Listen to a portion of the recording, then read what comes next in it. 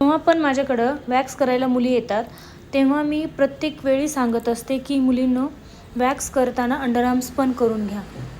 पण काही मुली अशा असतात ना की त्यांना खूप लाज वाटते, त्यांना ते करायचं नसतात, तर फक्त हाताचे वॅक्स करतात आणि ते निघून जातात आणि घरी गेल्यानंतर रेझर करतात.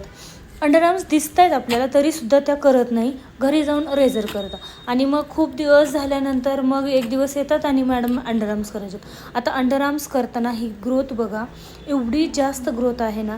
आता याचा त्रास फक्त मला नाही होत, मला तर करताना होतोच, पण त्यांना अफाट त्रास होतो आणि अक्षरशः रडायच्या याच्यामध्ये येतात, त्या रडतात, ब्लडिंग होतं. आणि हा त्रास मला असं वाटतं की खूप असं जे घरात राहतात ना सगळ्यांनी अंडरआर्म्स करायला पाहिजेत, व्यवस्थित करायला पाहिजेत आणि व्यवस्थित राहायला पाहिजे, पण असं नाही होत. आता इथं बघा, मी एक वेळा ॲप्लिकेशन केलं आहे आणि मी परत पावडर लावली आणि परत एकदा वॅक्स लावलं, कारण हे साधं वॅक्स होतं, त्यांना रिकाचं करायचं नव्हतं.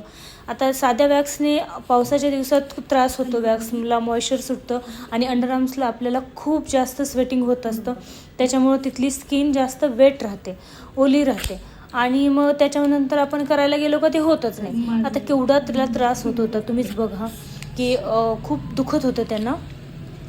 आणि तरी मी थोडंसं हळूहळू घेऊन त्यांना व्यवस्थित असं लावून असं एकदम हळू असं केलं होतं.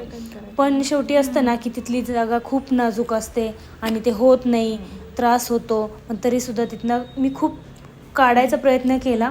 मग नंतर छान क्लीन करून घेतलं आणि मग तसंच ठेवलं, दुसरे अंडरआर्म्स करून घेतले आणि मग नंतर परत एकदा. तर ती हालत बघू शकता अंडरआर्म्सची की कसं राहू शकतं ना, आपण असं नाही राहू शकत. खूप असं म्हणजे एखाद्या वेळेस ठीक आहे, पण एखाद्या वेळेस तुम्हाला नाही झालं तर ठीक आहे, पण जेव्हा पण तुम्ही पार्लरला जाता, आता पार्लरमध्येच करायचं नाही, तुम्ही घरी पण करू शकता ना वॅक्स, असं काही नाही आहे, पण नाही, त्यांना करायचंच नसतं. एवढे सारे वॅक्स वाढले होते ना की आम्हाला पण अक्षरशः करताना नको नको झालं होतं.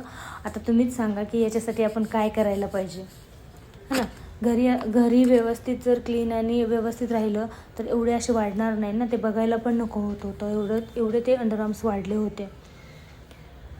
आता तुम्ही बघा, जशी आता कधी पण आपण वॅक्स करताना काय करतो, जसे हेअर आहेत तसे वॅक्स लावतो आणि अपोजिट डायरेक्शनला खेचतो.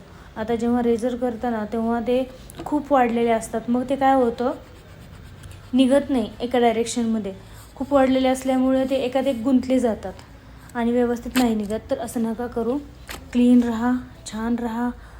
जेव्हा पण जाल तेव्हा वॅक्स बरोबर अंडरआर्म्स पण करून घ्या. असं नाही आहे ना की फक्त तुम्हालाच येतात, सगळ्यांनाच येतात. बघितल्याबद्दल थँक्यू.